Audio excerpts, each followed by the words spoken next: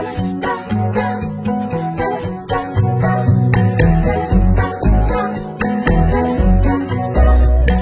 hear a heartbeat, it's in the air with the butterfly. In fields of honey, with birds and bees twirling in the sky. Eu acho que eu nasci para ser mãe, então eu sempre quis ser mãe e meu marido também, né? Sempre desejou ser pai, então a gente começou a tentar a ter filho. Então, mais ou menos entre 2012 e 2013, eu comecei a fazer um tratamento, né, com a ginecologista, passei pelo médico, e só que não deu certo, né? Eu fiquei um ano assim com ela, com a doutora, só que não deu certo. Os meus pais não sabiam que eu estava tentando, então quando eu completei mais ou menos, já estava com 17 anos para completar 18, minha mãe chegou em mim e perguntou para mim, né, filha, né, já tá bastante tempo casada, você não pensa em ter filho? E aí, né, que eu comentei com ela, né, falei, ah, mãe, eu já estou tentando. Ela falou assim, mas já tá tentando? Eu falei, sim. Foi quando ela falou pra mim, olha, filha, então vamos mudar de ginecologista, procurar a médica, que é a ginecologista que ela já acompanha, né, que é a doutora Renata. E aí eu cheguei no consultório dela, expliquei toda a minha história, e aí isso foi em 2013. Ela pegou e recomendou, né, passou pra mim, tá fazendo... Eu fiz uma pilha de exames. Meu marido também, ela pediu pro meu marido fazer exames, então os dois teve que fazer exames para ver o que estava acontecendo. É claro, né, que os pais sempre pensam que o problema era com o marido, né? E não era com o marido, era comigo. E aí eu descobri que eu tinha SOP. O que é SOP? É Síndrome do Ovário Micropolicístico. Então foi aí, né, 2013 eu comecei com esse tratamento, 6 meses de anticoncepcional e 3 meses de tentante, né? Comecei a tentar engravidar. E aí não tive sucesso. Então foi aí sofrido pra mim, é claro, né? E aí meus pais, minha mãe, meu pai que abraçou essa causa, meu marido também. E foi isso, foi sofrido, né? A gente tentou. E aí quando foi mais ou menos 2015, né? Depois de tentar várias vezes, né? Com bastante exames e eu não tinha nada, aí a doutora Renata pediu para mim estar fazendo uma cirurgia, videolaparoscopia que chama, que é uma cirurgia que você detecta, né, se você tem algo a mais, que a doutora inclusive pediu para fazer esse exame para ver se eu tinha uma endometriose, que é um pouco mais sério, né, não que é impossível de você engravidar, mas era o que ela desconfiava. Pois eu fiz a cirurgia em 2015, graças a Deus eu não tive nada, e aí eu voltei lá em 2015 com os exames, ela olhou lá, olha, Paloma, você não tem nada, seu útero tá perfeito, você não tem nada, você consegue engravidar, seu útero tá limpinho. Então, o que eu posso falar pra você é mais ansiedade mesmo, você tem que controlar essa ansiedade, porque Deus não opera na ansiedade, né, gente? Então, é o que acontecia comigo. E era até impossível eu não não ser ansiosa, porque hoje a gente vive num mundo de rede social. Então, onde você vai, você vê bebê. Você entra no mundo de Facebook, qualquer outro lugar você vê bebê. Você vai no mercado, você vê bebê. Então, até é impossível. A gente que é tentante não consegue não pensar 24 horas, que era o meu caso. Eu pensava 24 horas em ter um bebê. Enfim, cheguei em casa e aí eu coloquei um louvor, né, na minha sala. Lembro disso até hoje como se fosse hoje. E aí eu tive uma DR com Deus. Então, qual foi essa DR? Foi isso, eu chorei, bati no chão, implorei pra ele me dar um bebê. Eu tive essa DR com ele e falei pra mim mesma, não vou mais tomar remédio, não vou tomar mais nada, não vou voltar na doutora, porque eu já estava cansada. Então, eu não quis mais tomar. Isso foi em 2016. A minha última consulta com ela foi em março de 2016. Mais ou menos em setembro, eu comecei a engordar. Engordar, comer demais. E aí eu já tinha todos esses sintomas, dava uma volta, cansava, ficava ofegante, tudo mais, já era um dos sintomas. E nesse dia o meu pai, né, senhor Zequinha, tava no dia e aí eu fui da ideia de caminhar com ele. Então, geralmente os passos deles não são curtos, é longo, né? Eu fui caminhar com ele e já não consegui, né? Dei uma voltinha com ele e já cansei. você tá bem? Eu falei, não, tava já bem ofegante. Então, gente, eram os sintomas, mas eu bloqueei mesmo e... Aí nesse dia ainda meu pai falou, olha filha, vai ter churrasquinho, a gente vai ter um churrasquinho em casa, a gente vai comemorar o aniversário da sua mãe, né? E aí eu quero vocês todos lá. E aí eu cheguei aqui no dia 28, né, de outubro, uma data linda que eu vou guardar pra sempre no meu coração. E aí eu cheguei aqui, já cheguei cantando parabéns pra ela. Eu, parabéns, ela, você tá grávida? Eu falei, mãe, não tô. Ela, você tá grávida? Eu falei, sim. Aí ela virou pra mim e falou, vai fazer esse teste agora. Eu falei, mãe, não tem dinheiro. Mas é porque eu não queria fazer, né, gente? Porque eu não tava grávida. Eu vou dar. Aí eu peguei e fui. Enfim, né, gente? Peguei, comprei o teste, mas não quis fazer na hora.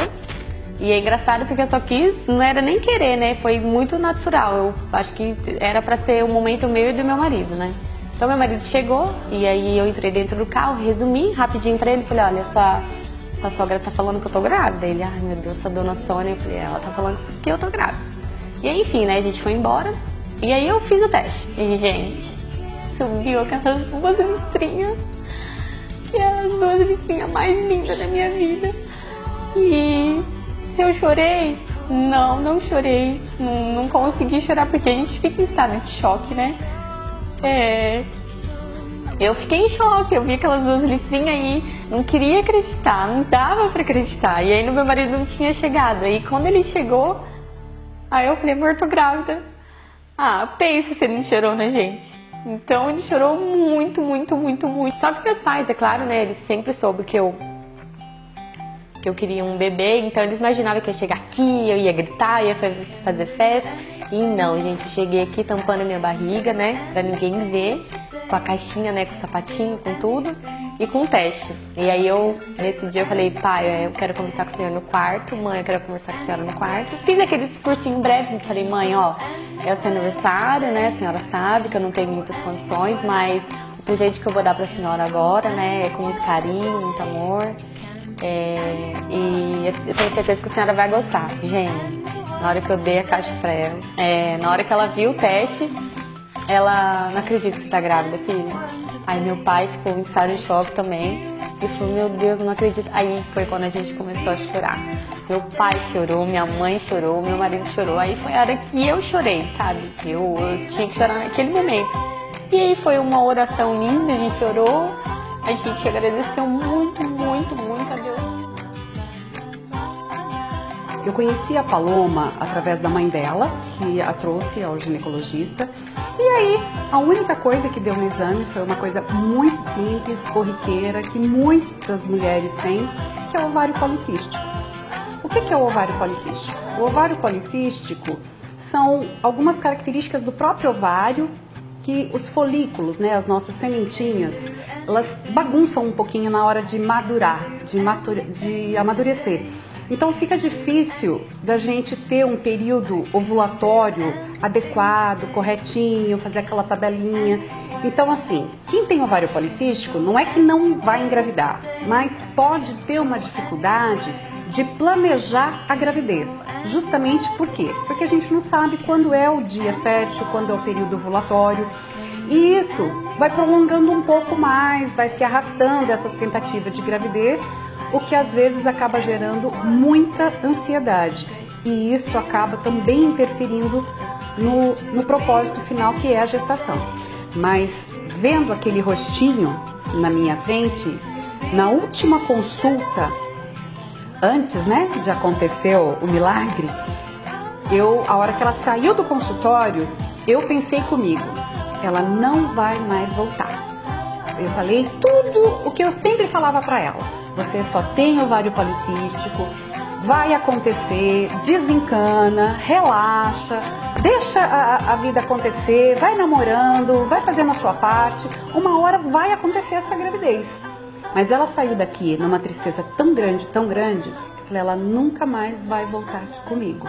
Porque às vezes a gente associa a nossa tristeza, né, a nossa decepção, aquilo que não está dando certo, com a imagem daquele profissional que está ali, que está falando com a gente.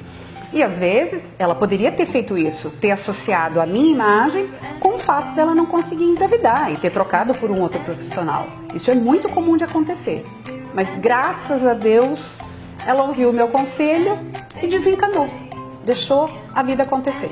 Um dos dias mais emocionantes da minha carreira, nesses 22 anos, foi o dia que a Paloma voltou aqui.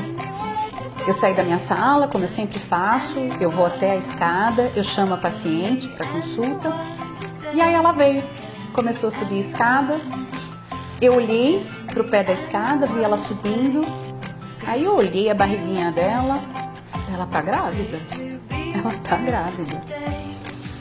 Aí ela entrou, me abraçou, a mãe estava junto, aí ela falou, Renata, eu resolvi realmente seguir teu conselho. Eu desencanei e aí fomos lá para dentro da sala. Ela foi na mesa, eu olhava por dentro assim, eu falava, gente, ela tá grávida. Aí ela deitou, a mãe ficou atrás com o celularzinho ligado.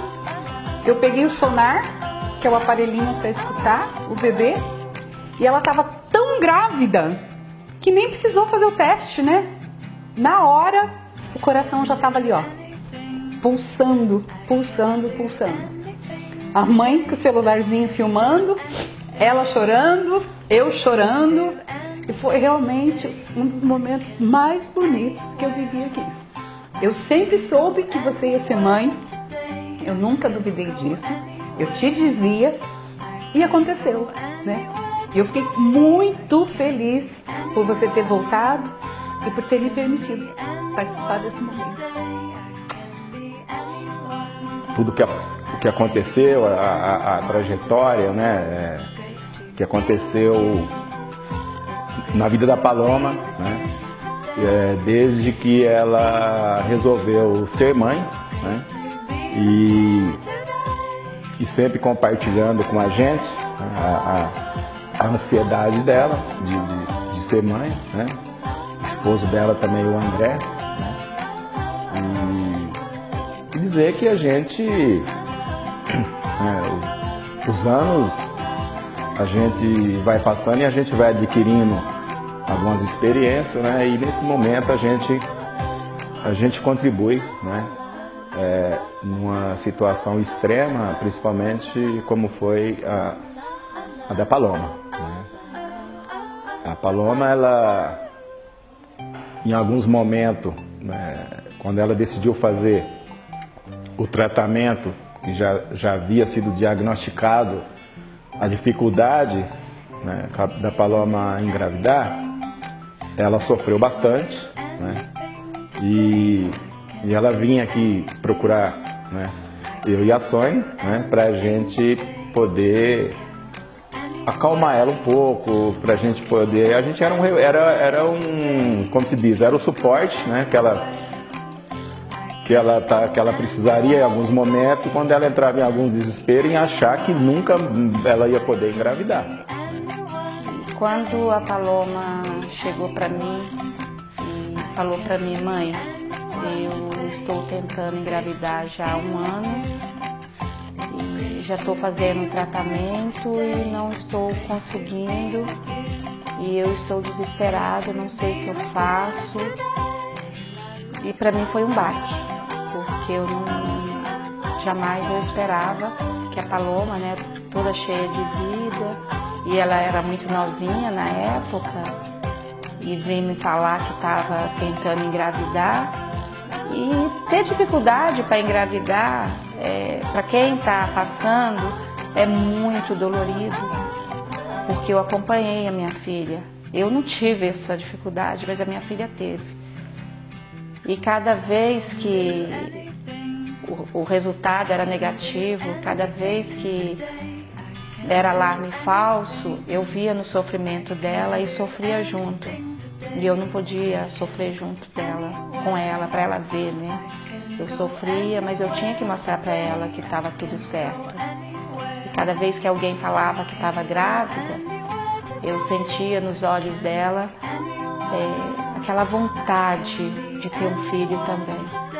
E foram 3 longos anos, mas graças a Deus a nossa Bela, né, Isabela, está aí, vai fazer já 1 aninho e tudo aconteceu